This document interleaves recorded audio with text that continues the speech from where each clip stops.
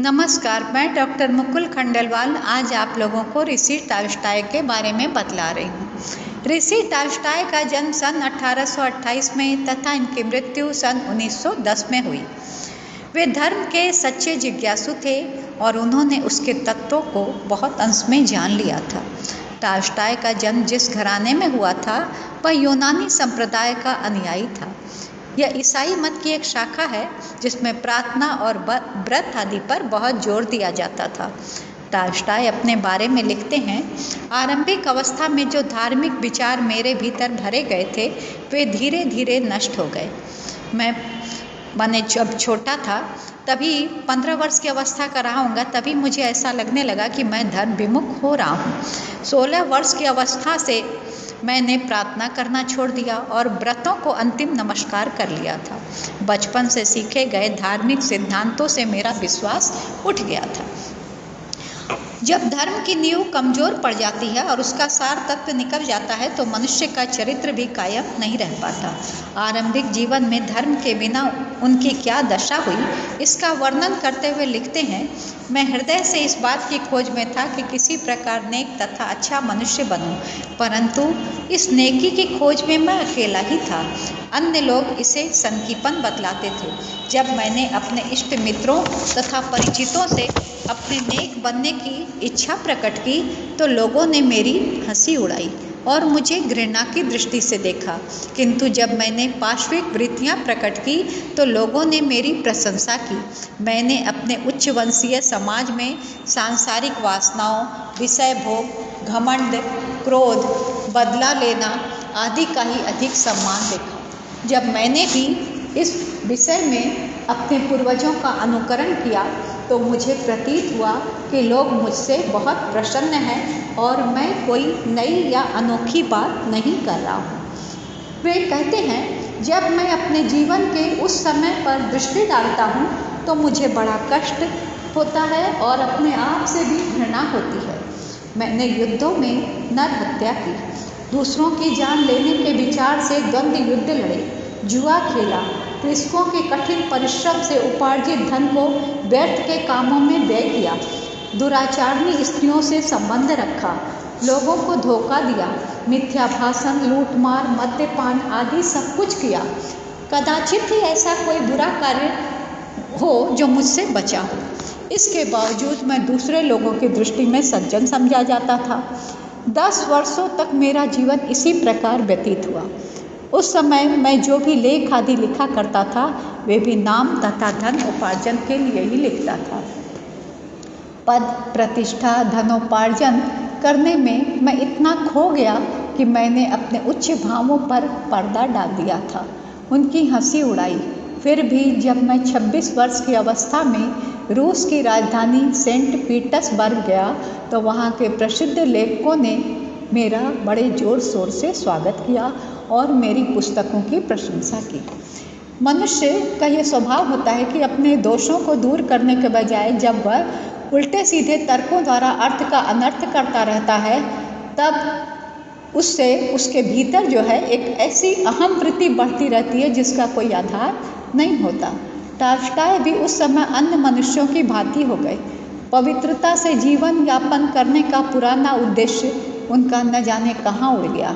लेखों और पुस्तकों द्वारा उन्हें जो बहुत सा रुपया मिला, स्वादिष्ट भोजन मिले, सुंदर घर मिला, भोग विलास के लिए स्त्रियाँ मिली, मित्रों की अहोभगत करने का अवसर मिला, यश मिला और उन्होंने यह मान लिया कि मैंने जो उपदेश दिए वो बहुत अच्छे होंगे।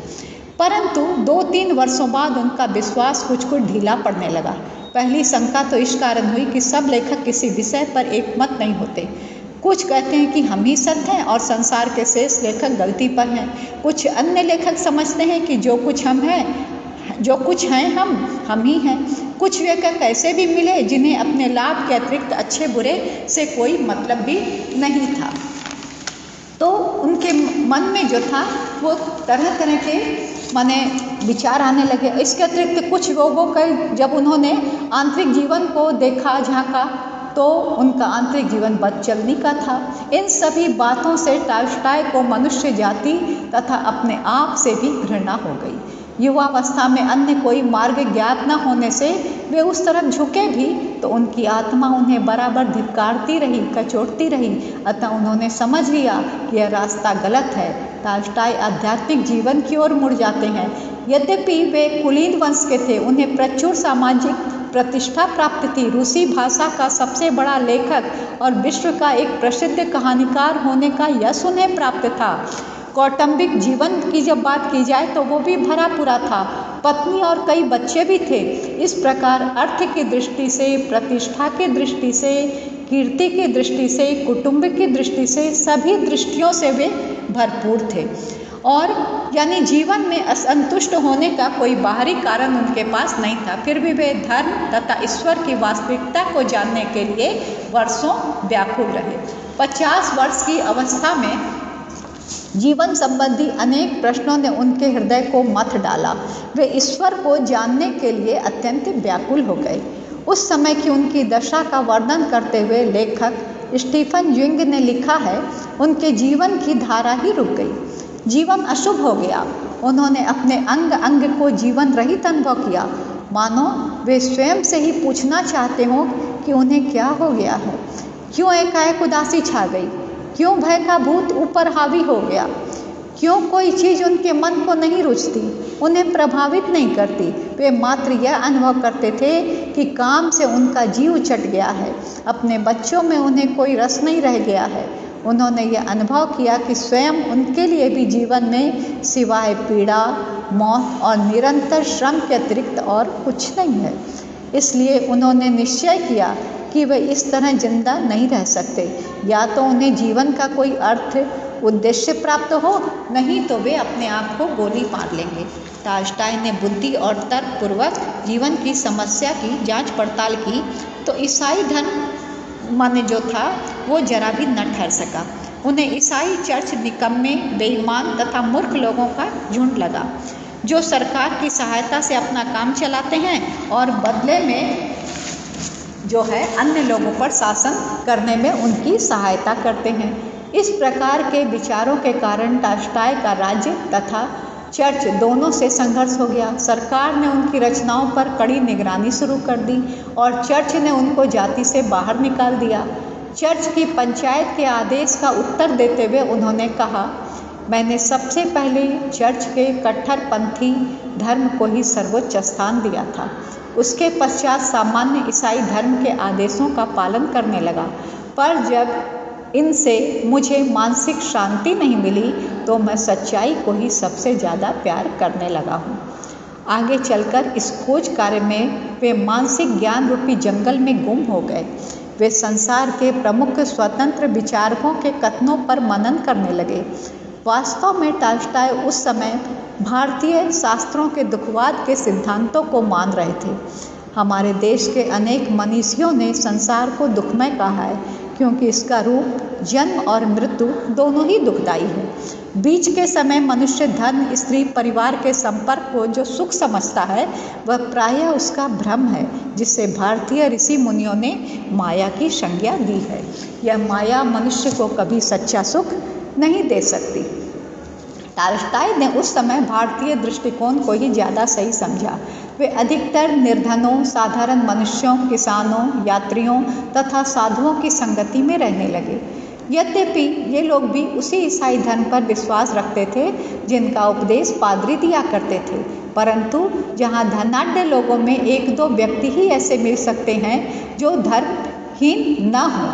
इसके विपरीत निर्धन और मेहनती लोगों में एक भी काफिर नहीं मिल सकता। उन्हें यह विदित हो गया कि जीवन समस्या बड़ी जटिल है।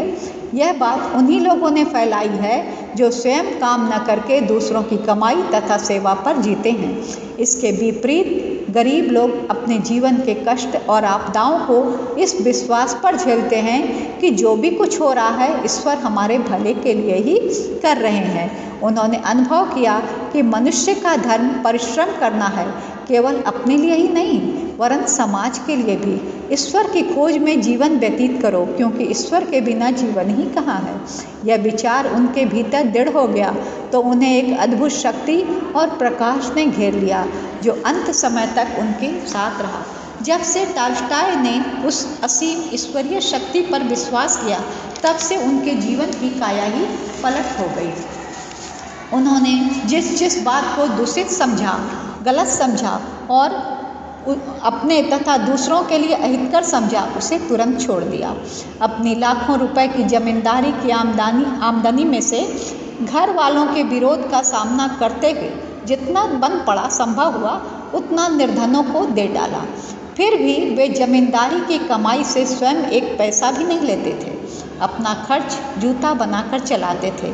उनके विचार से भगवान का आदेश है कि मनुष्य अपने पसीने की कमाई ही खाए, इसलिए वे अपने खेतों में भी फसल के समय स्वयं काम करते थे।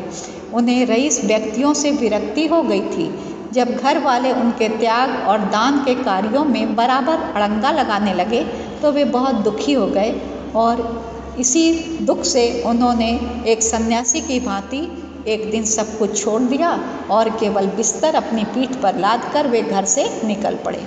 उस समय उनकी अवस्था 82 वर्षों की थी, अतः शरीर बहुत अशक्त हो गया था। बाहर रहकर रूस की ठंड बर्दाश्त करने की शक्ति उनके शरीर में नहीं रह गई थी। वे बहुत बीमार हो गए और स्टेशन के एक छोटे से कमरे में किसी गरीब व्यक्ति की तरह उन्होंने अपनी जीवन लीला समाप्त कर दी। आज टॉल्स्टॉय हमारे बीच नहीं हैं, परंतु उनके मानवतावादी विचार जो हैं वो सदैव हमें प्रेरणा देंगे और आज भी उनके जो आदर्श हैं वो करोड़ों मनुष्यों को प्रेरणा देते रहे थे और आगे भी देते रहेंगे।